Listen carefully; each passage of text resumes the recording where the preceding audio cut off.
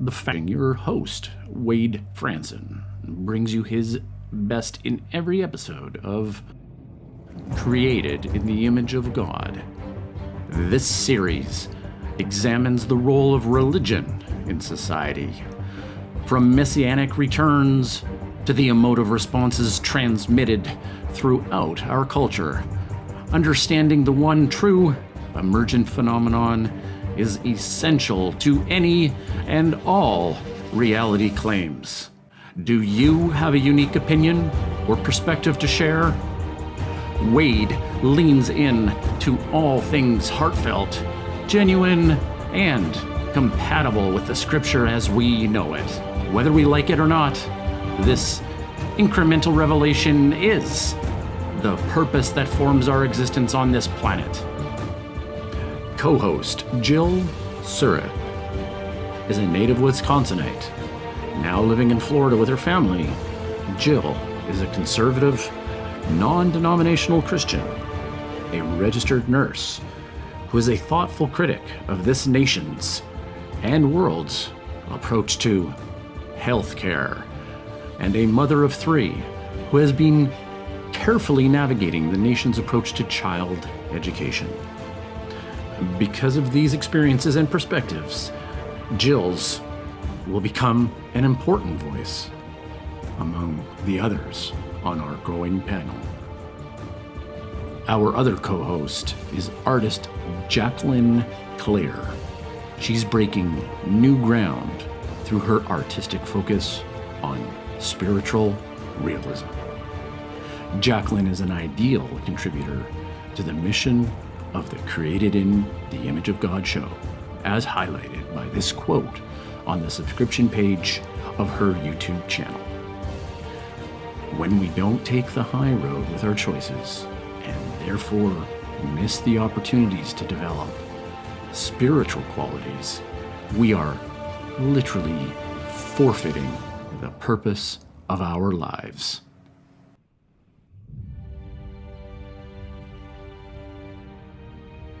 So join us as Jacqueline welcomes this week's guest to the show.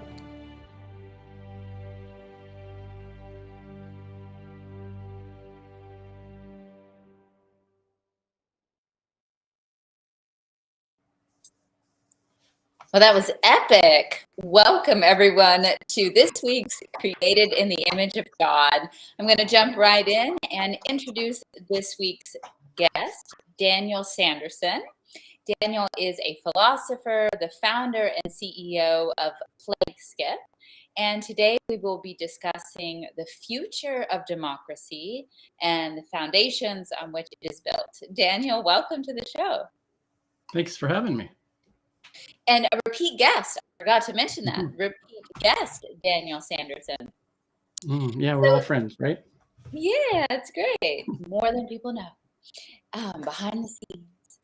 Daniel, would you start us off today sharing with our audience, in a nutshell, the first 14 years of your life, really focused on those formative experiences that shaped who you are today? I don't think I realized it until I was much older in life and returned to that childhood formation, that family unit that emerged out of a place called Calgary, Alberta, and on the west coast of Canada. And it effectively, I was born and raised in I would say more or less a blue collar family, a hardworking a family that raised me with I would say good Christian values, although we weren't really a practicing Christian family in terms of going to church. We weren't necessarily against it. We just didn't go to church on a regular basis. Yeah, I mean, I had a nucleus family, and I had plenty of family gatherings and lots of love and support, throughout my childhood. So nothing to complain about on my side, for sure. That's great. That's great. Well, one of the themes that we're real interested in on the show with our guests is that of personal responsibility and sort of how that develops and is shaped in those early formative years. So in that, sounds like very wholesome and healthy upbringing that you had. What were some of your developmental experiences or ideas about personal responsibility? Well, I think all young people have to move into a position of power or personal power and authority when they take on personal responsibility. And it doesn't matter whether it's a young girl or a young boy. They're going to transition into adulthood, and effectively what that means is taking on responsibility. And I think if you have strong role models in society and beginning within the family unit, as I did, then that becomes fairly natural. I feel for people that don't understand that personal responsibility actually starts with themselves. And it's a very strong check and balance, I think, in society, and predominantly it's pointed right back at every individual. So it's quite a powerful concept. Mm-hmm. Definitely. Well, how you have a strong foundation in that, it sounds like. So how does that affect what you're doing today? Essentially sort of taking responsibility and moving the things that need to be moved that you see. Like, what are you doing, and how does personal responsibility play into that? Well, I mean, I would say that I'm not without a lot of humility and thankfulness for a family that supports a philosophical endeavor, right? I mean, I think a male or female in the age group that we're in, this in terms of financial stability for families is the prime earning power for any individual that has a family to support. And so if my son or daughter came to me and said, "Hey, Dad, I'd like to be a philosopher," I would have to say to them, there's not a lot of money in that, right? And that's okay, but make sure you have a strong family unit that can support you on that. But I mean, not support you entirely financially, but really is behind you and believes in that approach. There, you need buy-in from the people that are around you, right? So that's a little bit of the, I guess, the nuance or the recommendation that I'd give anybody that is we kind of live in a culture right now where it's easy to focus on the individual and not really realize how many people depend on you.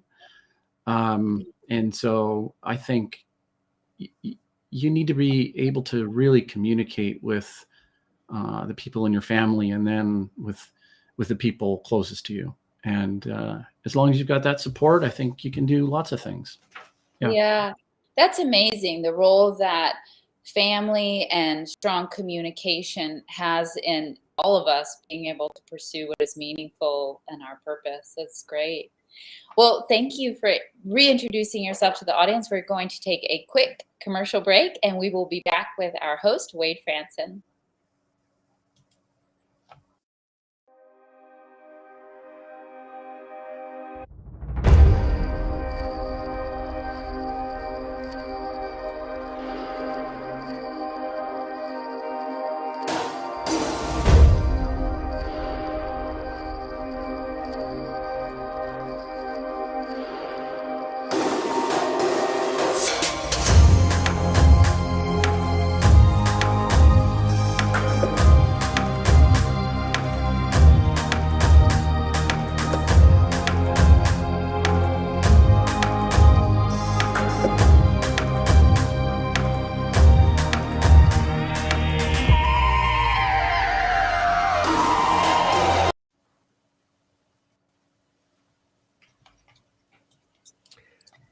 Thank you so much, Jacqueline, for introducing the show. And Daniel, thank you so much for returning to join us here, and for all the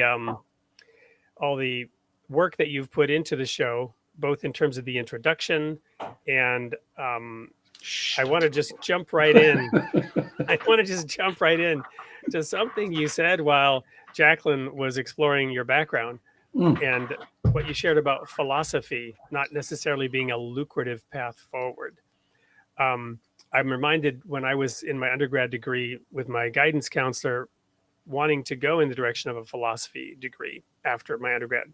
And, I majored in theology, so it seemed a natural. And he said, well, unless you want to become a philosophy instructor, your options will be incredibly limited, right? But you have found a way to take that philosophy degree and approach and find a business application for it. And that's in evidence even in your work here on this show. So maybe that's a nice sort of segue in to the idea of applying philosophy to real life. So how are you doing that in your personal life with Plank Sip? And how's that philosophy degree either helping or hindering in that pursuit of financial stability and financial growth for you and your family? Well, I'm working on a campaign right now called action-orientated content creation. It's a buzzword of creating content, and I want to share with the audience a little bit. Wade and I have known each other and developed a friendship over maybe a couple years now, and he comes from a similar background with his publishing company where we are not in a position to take and give somebody a golden ticket. We both have a model that involves either the authors, the academics, fellow philosophers, where we're here to support, we're here to co-create, we're here to co-publish, we're here to co-publish, or not co-publish, but we're here to you publish, but there's the onus on the individual, on the author, and on the thought leader to really make it their own. And that's easier said than done, right? And so this has been the model from day one. I opened and started Plank Sip in 2016, and I think regardless of whether I'm engaging with a corporate client, which I still do actually. I would say about 75% of our funding actually comes from corporate marketing projects that we do to keep the cost for individual one-on-one marketing on our thought leader community. We do that so that we can kind of keep the lights on. So that's the model. And who do I want to work with? Who is that ideal thought leader, that emergent thought leader? Well, Wade, it really is somebody that's is willing to put in the effort and really believes in themselves first and foremost. Quite simply. Yeah, they have to really be convicted that what they have to share is worth sharing and worth investing in sharing, right? In that sense, it's a version of a calling, right? And that's a good segue into the topic tonight, which is democracy. And you've spent an enormous amount of time in the Platonic dialogues and looking at the origins of Greek democracy and the thought behind it. And frankly, the participatory nature, right? The requirement of the individual in the polis to be engaged with the creative process of creating that democracy, of creating the space, the freedom that individuals can experience within such a structure, right? So this is at risk. We just had here in the United States a push for criminal charges against a former president, and we have the Twitter files illustrating things going on the other side of that equation, right? With the FBI and the suppression of information during an election cycle. And so the average citizen of the United States will need to become more engaged or to re-engage in democracy in order to improve the situation, which right now appears to be descending into a black hole. I was blogging for a while, and the last blog I wrote, I think I shared this with you, was when the election had just completed between Donald Trump and Hillary Clinton, and there were these two bald eagles fighting over Florida, and they fell into a drain.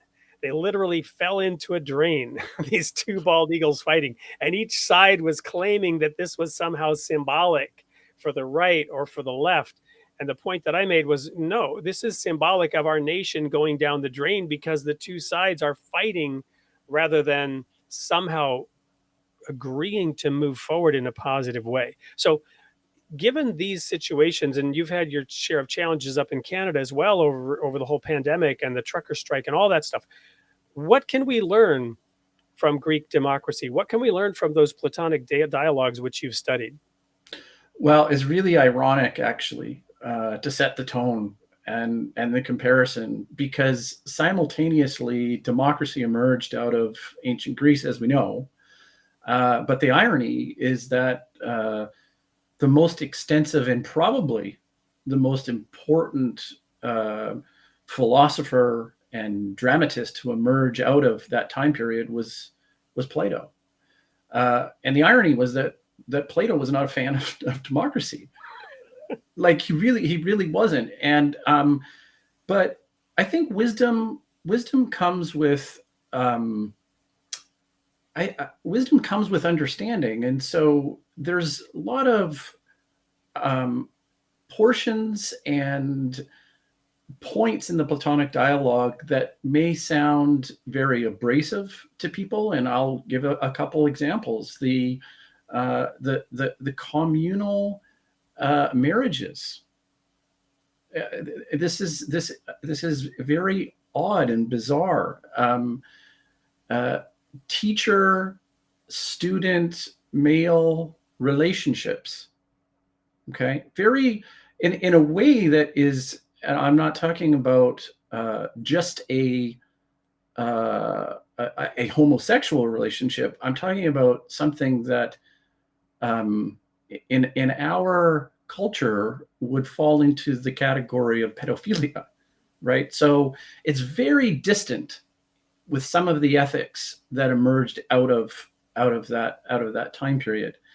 And I think what people need to understand if they're going to study the Platonic dialogues is to look for the gems. And one of the gems I think that emerges when we refer to just democracy is Plato looked at it in terms of describing the various different forms of government. And so oligarchy was one, and tyranny was another, and it was almost cyclical. So if we're moving to an oligarch type of state, this is something to watch out for. But one thing that adds to the manifest of the oligarchy is the think of it more like a youth-like state. We've heard of terms like the tyranny of the majority, where the excessive amount of freedom is not counterbalanced with what Jacqueline introduced the show with which is responsibility.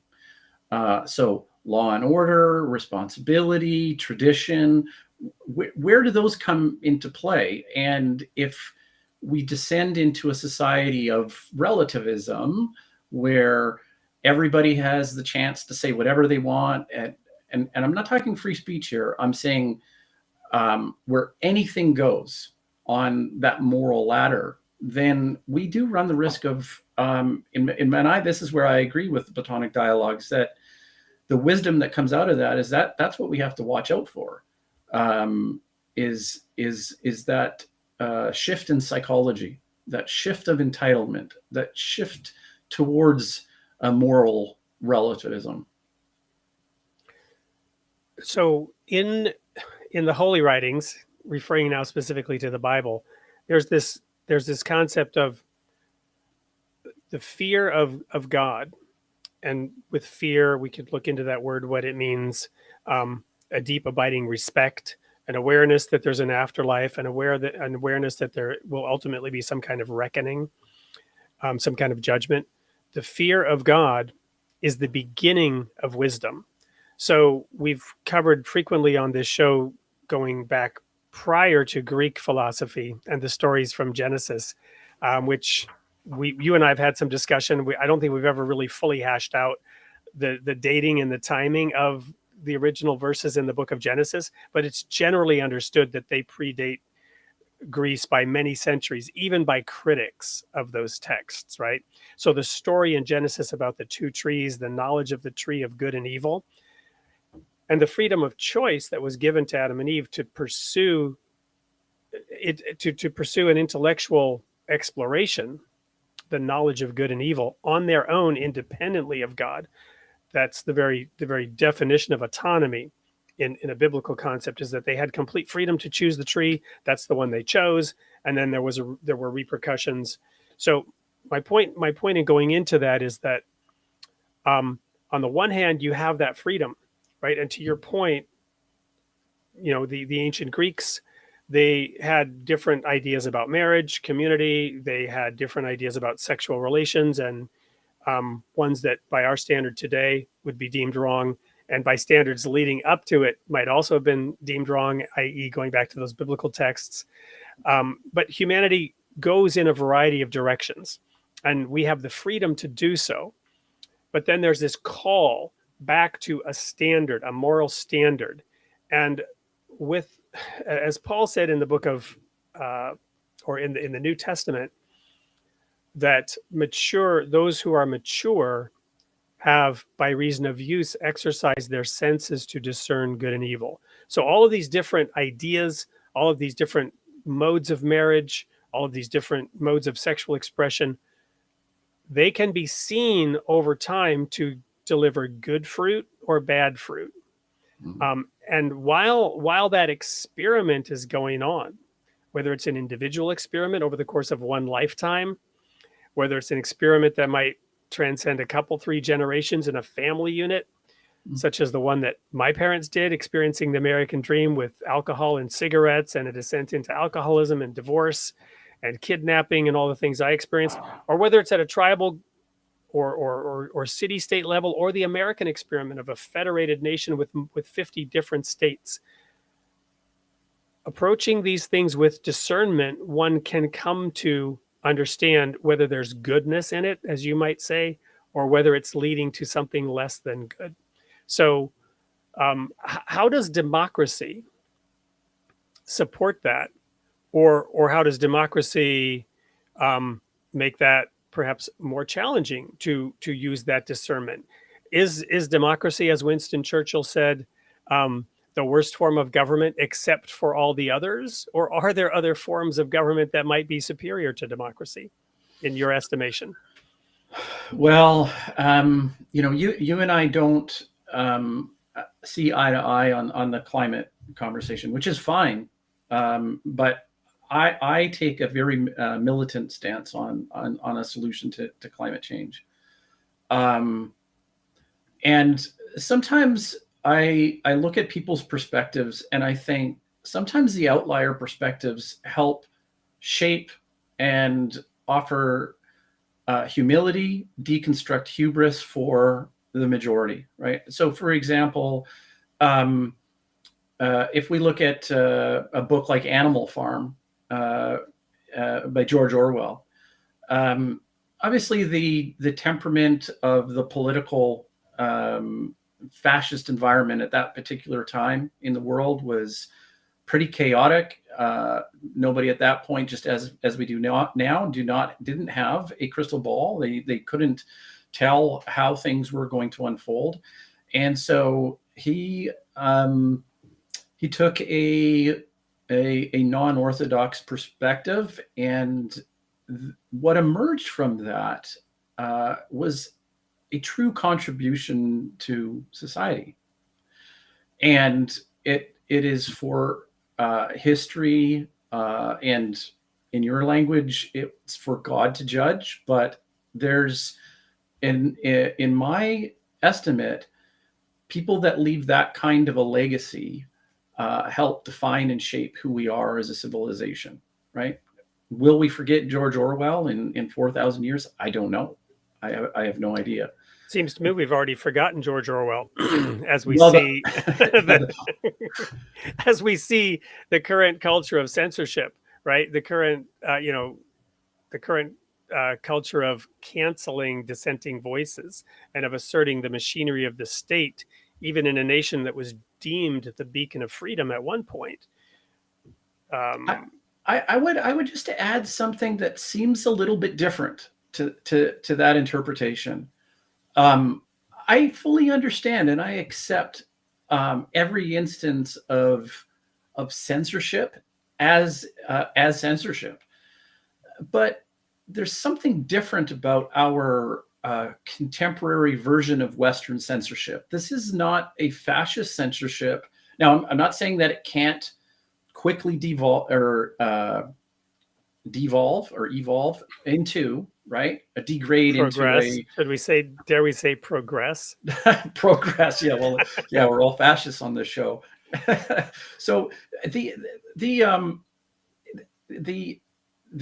seed of censorship, we could take more of a conservative approach to say, once you plant that seed, it will get worse and worse and worse and worse and worse, and eventually it'll end up into somewhat similar situation to what we saw in like pre-World War II time period, right? And I don't know if that's entirely the case. I think we're quick to judge because of what happened in history on a large scale, and I don't know if the two censorship examples in history are the same. I think they're different, and I think, but I'm just speculating. That's not an assertion of any point. I think that anytime we automatically fall into a categorization, especially if it has historical a historical reference point, the future is not the past, and the past is not the future. So although we need to be aware of it, I don't know if they're the same. You're familiar with the quote, history doesn't repeat itself, but it does rhyme, right? And there's Yeah. right, and there's these, I call them fractals, right? These patterns, and you see these also in the biblical revelation. You have the Tower of Babel, or Babel, which God calls Babel, confusion, and then you have Babylon, and then which conquered Israel and took them into captivity. Then you have Babylon the Great in the book of Revelation. I'd like to read a quote just real briefly from an article on this idea of censorship. Just make sure you don't babble on, though. Yeah, exactly. And it's talking about what was occurring, what many people knew and were pointing out, and others were completely denying. The deniers now can have a more difficult challenge in denying it. Now they're saying, oh, well, that's old news, right? They denied it was happening before. Now it's just old news, right? No, the fact is that it was happening. And this is how it was being described. On this basis alone, talking about the revelation of the Twitter files, it is fair to say we are still in lockdown nearly 3 years later. Now, he's applying the term lockdown, obviously from the pandemic, but he's applying it in a broader sense. And he says the impact of all this work that was done between the FBI and Twitter, which is now should be common knowledge for anyone who's got their eyes open, the work that was taking place between the American government in the form of the FBI and Twitter, where there were millions of dollars being paid to Twitter and information and security clearance being given so that Twitter could monitor and control the national conversation during an election about topics that were directly related to that election, just being one example. And then later, the whole pandemic and COVID and vaccines and all that. The impact of all this work was to keep us apart, he writes. The impact was to keep us apart, to keep people from finding each other. Now, last week we talked about, or a couple of weeks ago, we talked about how there's a decline in people admitting, or what's the term, declaring their religious beliefs, as people were leaving traditional Christianity, and it gave three reasons, and one of the big ones was they were finding each other through the internet. The people in this town and that town and the other town that previously had been sort of under the control of the idea that if you weren't a Christian or a religious person, you were a member of godless communism, that those people were isolated. But as the internet enabled them to find each other, that number grew dramatically. So this concept of being able to find others, right, is a core component of democracy, good and bad. I want to bring one more thought in here, and then we're going to cut to a commercial break and bring Jacqueline back in to discuss all this a little bit further. But the other point that I want to raise here is that there may be some who want a theocracy, right? And this idea of the role of religion in society. There are many who expect Jesus will return and supernaturally take control of humanity's affairs and implement a theocracy, a coercive government. And some of the imagery in the Bible and in the book of Revelation absolutely speak to this, right? And that if people disobey God, it will not rain on them. And the idea here is they won't have rain and they won't have crops, right? The idea is here that there will be this coercive, forceful government. It's my opinion that these are merely a proclamation from a God that exists outside of time and space, and therefore can write history in advance. These will be the results and the consequences of the behaviors and actions that you take. So I just want to put out there, because of something you mentioned about us not seeing eye to eye, or the judgment of God that I mentioned. The judgment of God is the judgment that we bring upon ourselves, per Matthew chapter 7, where Jesus said, whatever judgment you use, that's how you're going to be judged. We've talked about the Declaration of Human Rights. So my point is, this grand human experience, going back to the Garden of Eden all the way up to this day with 8 billion people on this planet, is us just reaping what we sow. And the ability to have information, the ability to meet with other people and discuss and consult to figure it out, versus having one side so dominate the conversation that this dialogue can't happen, right? It's interesting, going back to the Platonic dialogues, right? This dialogue has to happen, and one side asserting itself and controlling that narrative and controlling that dialogue, in that sense distorting the truth, so amplifying the echo chamber that it becomes impossible to see reality, right? In that sense, maybe shoving people back into the cave that Plato said we were all in, as the shadows danced around the front of the cave. When we come back, I want to talk more about this topic. Right, and how you feel about that kind of a path forward, this discussion, this transparency. Can we move in that direction within a democracy, or does there need to be more control and coercion, this fascism light, in order to control the dialogue and maybe march everyone in lockstep towards a solution for climate change? Wow. Yeah, I mean, I think I was following a particular thought thread, and then the climate change went in there at the last minute. But to pull it all back to about democracy, I think, and then comparing that to my vision or my idea, right? And I don't think people, and it's not an opinion. It's how I cope with and how I present something in a new light that that doesn't have to be swallowed entirely. So as I explain a military-like response to climate response, there's justified reasons for it. And but if I'm defeated in the conversation, if the dialogue isn't even possible,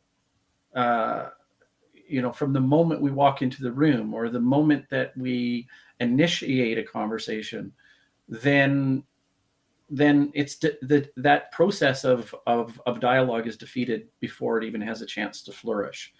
And just to point out, there's a lot of the dialogues that actually ended up in I think it's called aporia, and that just means it ends up in we don't know. We don't know. It's no answer. A lot of the early dialogues were a big question mark at the end. And I think we've all been in there. If we get in a room, we try and have a conversation and try and sort something out, and everybody brings something to the table. My personal feeling on it is that it depends what you bring to the table, right? And some people bring more to the table than others. Quite simple. And so, is everybody's opinion equal? Sure. It doesn't mean that we act on everything equally. I mean, this is why we have a democracy. We vote on it. So, anyways, commercial break, All and right. Jacqueline's coming back. Absolutely. Thank you, Okay. everyone. We'll go to a quick commercial break, and we'll be back in a minute.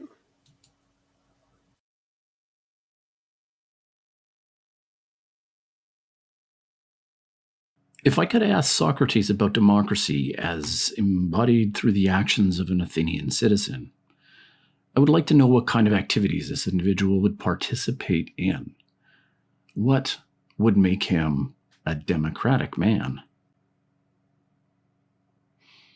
Neither does he receive or let pass into the fortress any true word of advice. If anyone says to him that some pleasures are the satisfactions of good and noble desires, and others of evil desires, and that he ought to use and honor some, and chastise and master the others, whenever this is repeated to him, he shakes his head and says that they are all alike, and that one is as good as another. He lives from day to day, indulging the appetite of the hour, and sometimes he is lapped in drink, sometimes idling and neglecting everything. Often he is busy with politics, and starts to his feet, and says and does whatever comes into his head. His life has neither law nor order, and this distracted existence he terms joy and bliss and freedom. He perceives his life as all liberty and equality. Is this the democratic man? His life is motley and manifold, and an epitome of the lives of many. He answers to the state which we described as fair and spangled, and many a man and many a woman will take him for their pattern, and many a constitution and many an example of manners are contained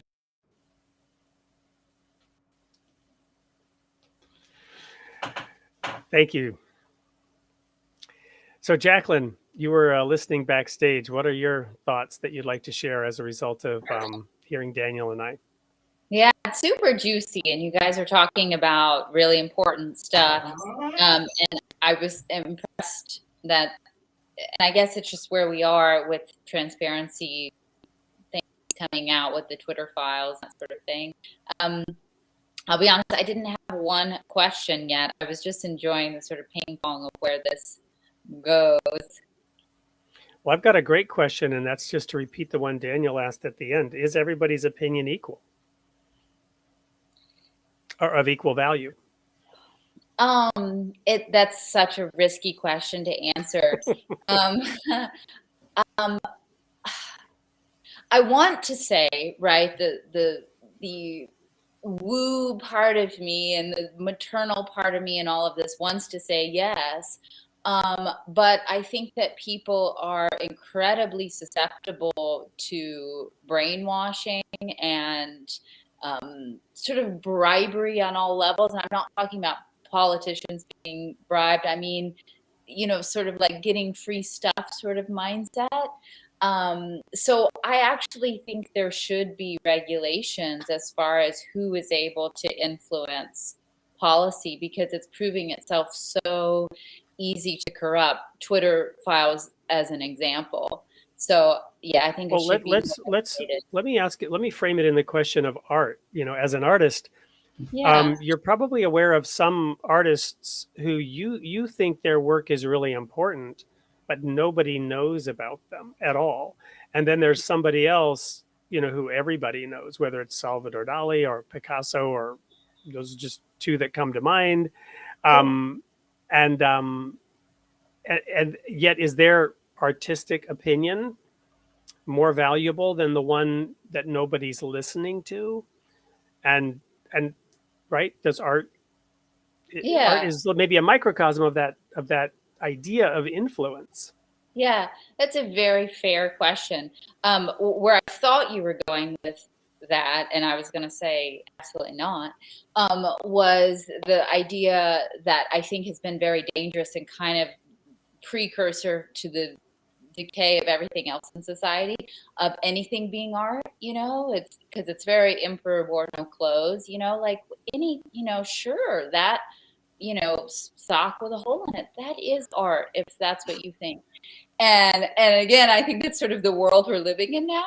But that's a very beautiful question, Wayne. And I would like to think that my opinion is as valid as Picasso, whatever. And I guess therein lies the issue, right? Everyone feels that, well, maybe somebody else's, some other community or demographic or job status or property status, their vote or voice shouldn't matter, but mine should, right? So everyone. Well, feels but that you raise the point about bribery, right? And we might think of lobbyists and influencers in that context, but I'm really addressing it from, let's say, the catchiness of an idea, the contagiousness of an idea, right?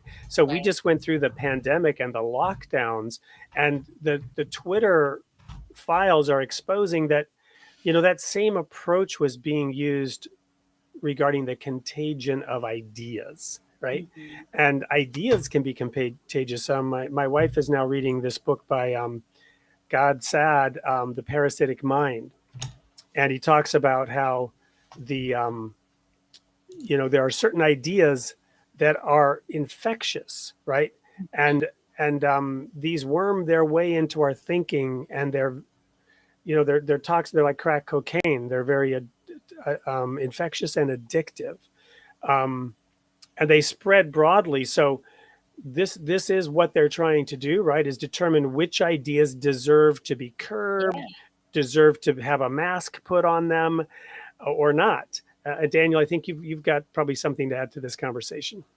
I just wanted to add a counterexample of something that I think we could all agree on would be a little bit frustrating. Let's say, for example, and we'll simultaneously look at three examples. If there was a group of philosophers, if there was a group of people wanting to do thought leadership or publishing or art, and we got into a group, and we were all in these individual groups, and everybody had an opinion on how to create art or publish a book or run a media outlet, right? Okay, everybody had an equal opinion on how to approach it. I would feel very frustrated if my opinion only counted for one vote in that situation, right? And I am not afraid to look at somebody who has a lot of experience, a lot of expertise, somewhat of a framework for meritocracy here, but it's what you bring to that group as well. And I think if you can approach it from a rational standpoint, and then maybe say, for example, Jacqueline, if you're amongst a bunch of artists that are complete blueberries or newbies and have no idea how to do it, to actually put say oil on a canvas. I'm not sure what your medium is, but you'd have to say, wait a minute, like there's going to be a difference in outcome here, right? Not everybody has equal say on what. I'm not saying what's good art, but what I'm saying is how to do something, right? Yeah. And I think that's the point, is that what is the teleology of these little projects that we're doing? What is the goal? What are we trying to accomplish here, right? And then I think that sometimes we lose that focus. Mm-hmm. Is it a question of equality of opportunity versus equality of outcome? Is that part of it? Well, I think the buzz phrase of opportunity of outcome is kind of a bit of a trap. I think maybe that resonates with both of us, Wade. But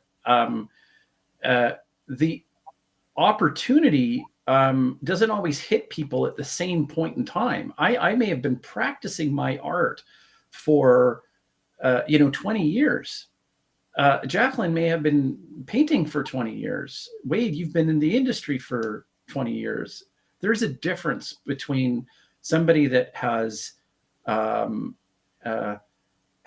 practice and has that expertise, and going back to the military type of structure. How would we organize society if that's how we had to, organize people? I mean, you would put the engineers in a place where we needed to have bridges built. I mean, it's just, right. You have to put the right qualified people in the right places. And I think maybe that's part of how I've defined the calling, to bring it back to what Wade was talking earlier in the show. The calling is being able to say that I see a gap. And I know that my capabilities and abilities have an ability to fill that gap. And so if you work a decade at something, you're not at the same level as somebody that is saying, hey, yeah, maybe I'd like to do that. Yeah, there's right? a general consensus that a decade is needed to master anything. At 10 years, I mean, of course, it's a general rule of thumb, right? Yeah. But then again, it might be in the mind of the doer or the beholder, right, that believes, oh yes, my thing is more valuable. So that's why I actually threw this comment out there, because to explode this out at the macro level, the Soviet Union was an experiment in centralized control, among other things, right? Versus the idea, and of course, these are caricatures, right? Capitalism versus communism, very complex. I'm going to oversimplify it for the sake of discussion. But in the centralized command economies of the East Bloc, and I do have some experience, as many know, I actually traveled in those countries, Poland, Czechoslovakia, Hungary, the Soviet Union itself, before the wall came down. East Germany, which was considered to be one of the 10th strongest economy in the world at that time, turned out to be an absolute joke when the reunification of Germany happened. And West Germany almost, choked on assimilating East Germany from an economic point of view. My point is, this person says there are no democracies in the world today, not even close. So why talk about the future of something that doesn't exist? Well, because we are all experimenting, right? Going back to that Garden of Eden, the freedom that we have, the United States Declaration of Independence, those unalienable rights to life, liberty, and the pursuit of happiness, that's the baseline that's trying to be created in the West, right? The US model of so-called capitalism was freedom to not have somebody else tell you what you could or couldn't be, or what field you should or shouldn't work in. If you wanted to waste your life trying to become a Hollywood actor and spend your whole life working in a dive restaurant as a waitress, calling yourself an actress, that was your choice, and you could continue to live that dream, and you might just make it through. And the robust economy, the diverse economy that we had here in the United States, allows that freedom to go out and chase it. When I spent 10 years living in a socialist country as an adult in Germany, and I was in Sweden as a child as well, at the end of that time, I realized that my opportunity was compressed. The bottom was lifted up and held up to a higher standard. The top was pushed down, but there was limited mobility within that. And ultimately, I didn't like that. And that's one of the reasons I returned to the United States, so that I would have the freedom to gamble with my life without a safety net, right? And in an environment where there were less controls and less coercion. And if I wanted to, throw those dice and shoot for the stars and maybe end up homeless, that was my choice, right? And as we begin then to try to weave the fabric of society differently, to try to ensure equality of outcomes, regardless of what people do, we all become more constrained. And this is the challenge that we have. I'm not advocating for capitalism, as you know, in this caricature, and I'm not advocating against communism in this caricature. From an economic perspective, I'm just describing that one gives you greater freedom, risk reward, and the other one gives you more constraints. And somewhere in the middle is a balance. And it has, and I'm not even saying what the elements are of each, right? So no, there are no pure democracies in the world. I actually lived in Switzerland for a while. That's one of the purest, to answer Tel Conter 1962. In Switzerland, they have perhaps a closer form of democracy than most other nations in a pluralistic society with 4 national languages. Sorry, went off on a tangent there in a lot of different directions, but what are your thoughts about all that in terms of this idea of, you know, bringing it back to art, if you will, and why some artists succeed and others don't, and is that fair and is that right? Again, these are such deep, long conversations as far as that, because in some ways it's luck, and there's something fair about that. It's up to just the way the cookie crumbles. But art is so influenced by grants and the pushing around money and stuff like that. So, but even then, you can't force people to like it. You can try to cram art down people's throats, and it kind of works in a way. But then it's not even art. Yeah, I mean, it's not democratic, though, is the problem. I think it is on lower levels, but on like the very high echelon of art, it's a cover for all kinds of other stuff. And again, there's all kinds of like government money that goes into it, or all kinds of less savory things. So it's hard to have these discussions because none of these forms of economy or government have ever been done without corruption and misuse. So then it sort of comes back to the question of, okay, corruption and misuse is inevitable. What's the safest form of structure with that reality in mind? Where does corruption come from? What is the source of corruption? Why is corruption always present? Do some systems eliminate it to a better degree? Was there more or less corruption in the economies of the East during the Cold War, or in the economies of the West during the Cold War? I would say probably the West. Yeah, I think there was more corruption in the communist type of fascist limited. I guess like where the few hold the power. I mean, I can resonate with. I think America, as a Canadian, I think America gets thrown under the bus a lot, and I think there's. I mean, if you say that it is the biggest world power, just arguably, I mean, there might be people that disagree with me on this, but if they are the biggest superpower in the world, and let's call them the benevolent dictator. What a wonderful dictator to have. I tell you, like, I can think of many different ways of society unfolding where, you know, the last 100 years of history would not be anything like we've been able to experience. And still to this day, the rush on the southern border of the United States, the problem that is there constantly. It illustrates that they want to be here. They want to be. Why do they want to be here? Like, because my cat wants to be on air here. She's attacking the mic here. Sorry. Yeah, they want to live the American dream. No matter it doesn't. It's still. And in Russia, for example, like to learn English and to be able to get to America it's like landing on another planet.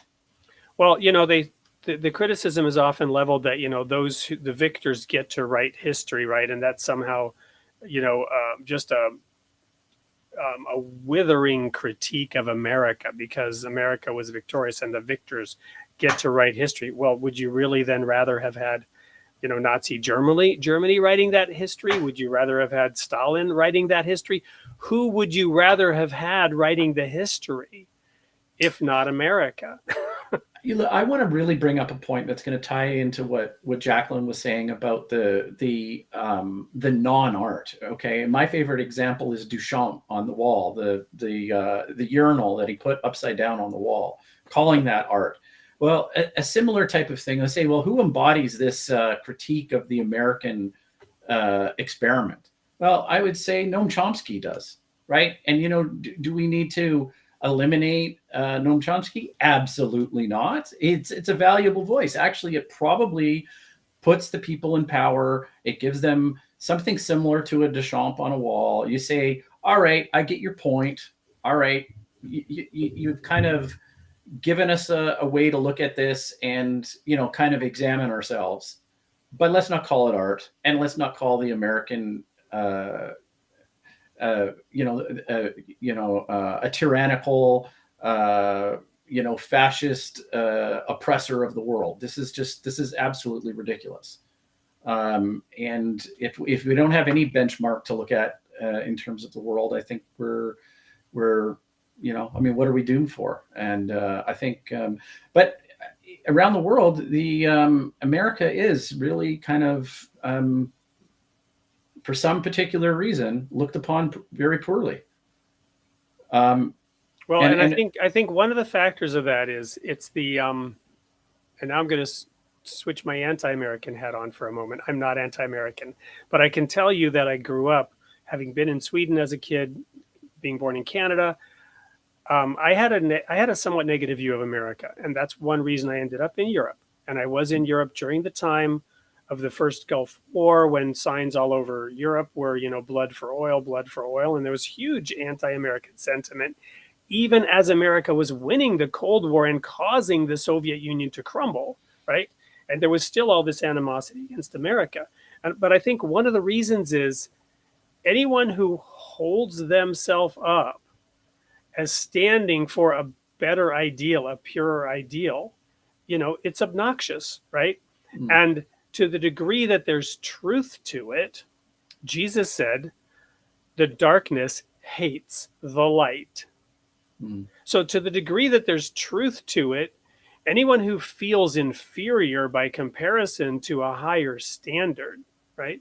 To a nation that maybe is achieving a higher standard of whatever it's achieving, everyone else feels inferior, right? There's one person that wins the Olympic gold medal, and the silver and bronze stand at a lower level, and they don't, you follow me? So whatever it is, whatever moral achievement is made, everyone else on the planet is made to feel inferior by that. It's just human nature. And that's really where I was going. My answer to where does corruption come from? Well, it comes from us. It comes from our greed. It comes from our desires.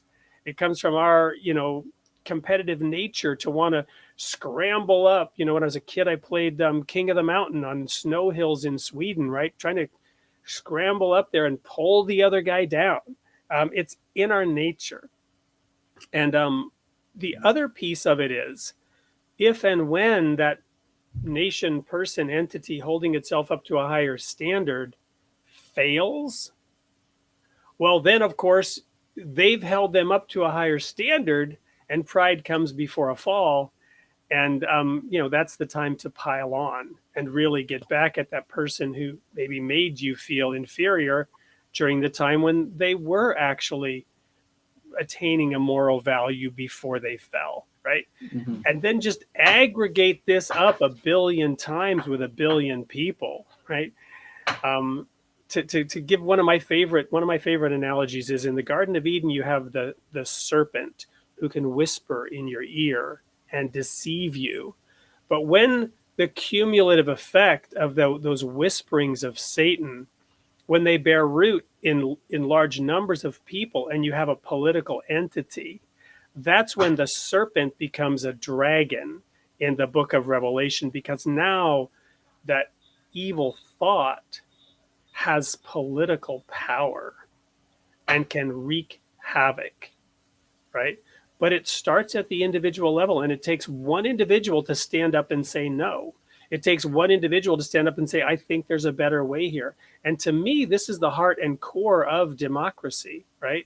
And why we as a people need to independently investigate the truth. All the people that are, trying to discredit and slam Elon Musk right now for shedding a light on what actually went on Twitter. I mean, you probably heard the backlash when he canceled a couple of accounts because they were doxing him and his family, according to him. The instant backlash, of calling him a hypocrite because he protected his son and himself from private information being shared, right? And they were then equating him with what he was combating. This is an example of exactly what I'm talking about, setting oneself up as a higher standard, and then everybody else wants to tear that standard down. Oh, Elon, I like Elon actually, but I was thinking about him and he's a fellow Platonic thinker as well. But I want to take you guys both back, and I'm not sure about Jacqueline in terms of like a role model here, but like, and so just chime in and see if this resonates. I'm thinking of a younger self, and you'd imagine as a young boy, say, what happened if when I was older, I was the richest man in the world, right? Like, I mean, it's actually really an imaginative sort of exercise. You could say, or the richest woman in the world, right? It's like, so he's got that, right? He's like, and then you'd say, oh, I could build a rocket and fly it into space. I could create like new cars that drove themselves. I could like the dude is doing it. Like he's doing whatever you can imagine, right? Like whatever would be ideal, he's filling this like ideal. I'm not saying it's an ideal we're striving for, but I think we're all kind of like captivated by that. Like, wouldn't it be cool to be the richest person in the world? Well, he's like, Well, his opinion apparently counts for more than somebody else's opinion. Let's put it that way. There we because go. Of right. because of the wealth that he has, and therefore the power that he has to exercise his opinion, and that's a blessing and a curse, right? I've often thought, to your point, that thought exercise for me has been, it would be terrible because I would make such huge mistakes. I would make such huge mistakes. Jacqueline, I don't know if you've ever let yourself go there in terms of, what if you had ultimate power in that sense? I think that's more of a boys' game, frankly. Probably. That's why I thought, I don't know. My pronouns are he and him. That is true. There you go. But there is something I wanted to comment on. Wade, you used the word moral several times when you were talking about America holding itself to this higher standard. And it's very true in terms of excellence and ingenuity and freeing the slaves and many moral choices. But I would say at its root, as far as like the morality of the individual and like the upholding of family, I think we have fallen short on that. And I think that's one reason why we come across as kind of crass and bombastic and licentious and stuff. And also one reason why we are struggling now, because we are so splintered at the level of family and individual. So that would be my critique for America, that it has yet to take its place leading the world spiritually. Well, thank you, Jacqueline. And you're absolutely right. The nation has veered unbelievably far into materialism and into relativism, which gets back to the conversation earlier about the different family models, right, that were happening in Greek society, which of course was then conquered by the Romans, right? For many of those same reasons, because their strength as a people to establish their ideas in the marketplace of ideas around the world at that time, right? The society and the culture that they built couldn't withstand the raw strength that was being built by a different society. Daniel, I don't know what your thoughts are on that. You probably know the history far better than my caricature of it that I just shared. Well, the ancient Greek that we were talking about with the emergence of the of democracy was really, it was Sparta, and I think that's why Plato was.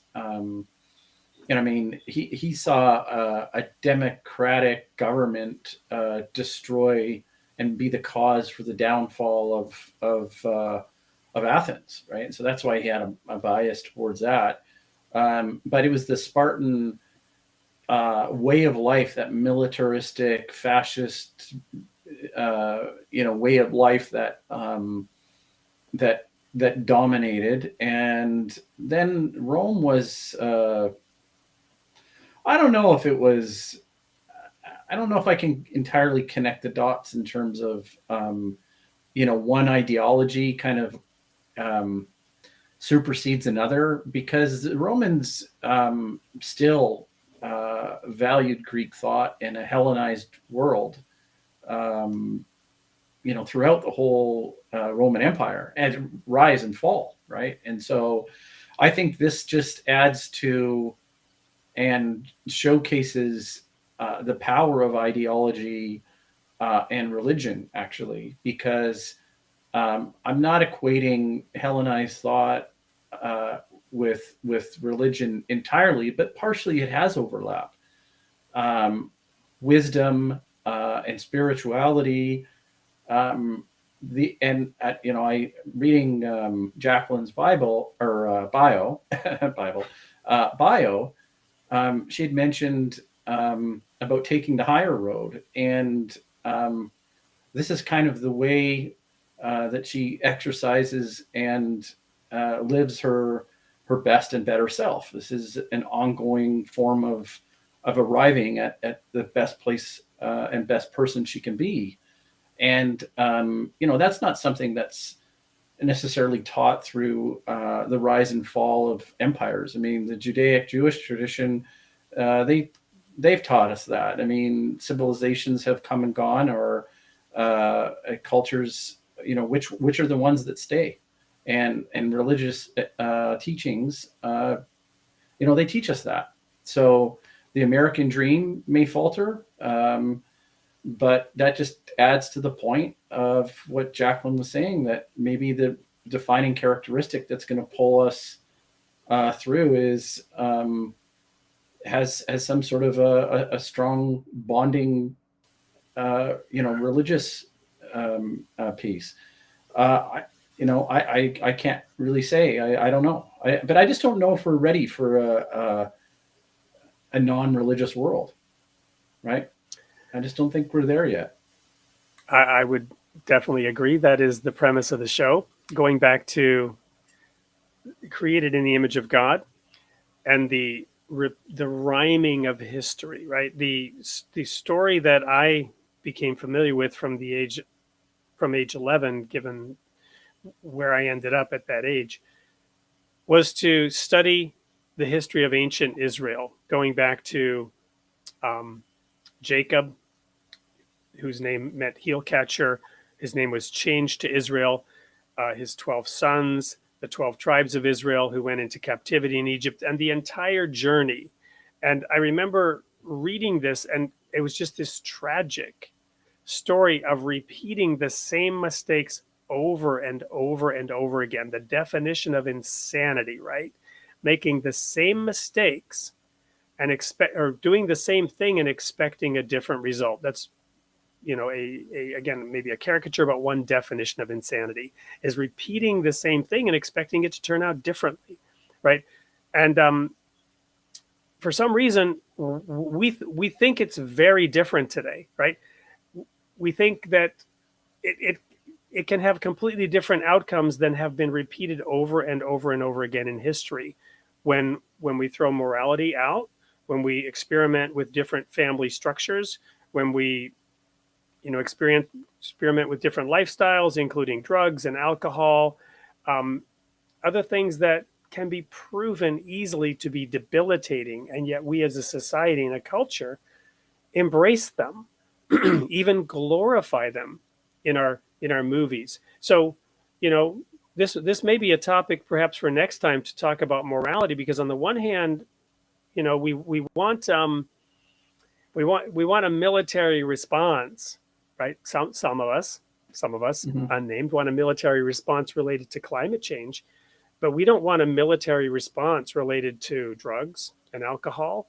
We want them to become legalized, across the whole nation. And one other question we didn't really answer that perhaps we can pick up on next time is what has and hasn't been settled, right? What aspects of climate science have been settled? What aspects of, whether marijuana should or shouldn't be legalized have been settled, right? Or is the jury still out? And does humanity rush headlong like lemmings, off a cliff repeatedly based on what exactly? Unsettled ideas, ideas that haven't been thoroughly vetted. And how do we achieve that? And how does democracy, or this freedom of choice, play into us over time making better decisions? These are perhaps questions that we can pick up in a future show. But having said that, Daniel, Jacqueline, any thoughts that you'd like to share in terms of wrapping up the discussion that we had today? I'm good. I'm looking forward to the next one. Yeah, same here, Wade. I think those are a great primer for everybody to tune in, next week or on the next show. Yeah. Thanks so much, everyone. And click subscribe. Remember to look up Jacqueline Clare. Do you want to give a moment to share where people can find you and your show, Jacqueline? Oh, thank you. Sure. Jacqueline Clare Art are all my handles. So JacquelineClareArt.com and Instagram and Facebook. And then I also have a podcast called Spiritual Conversation on all the major podcasting platforms. Which I joined one of your conversations last week, and it was just fascinating. I loved it. Daniel, what do you want people to do in terms of engaging with PlankSip?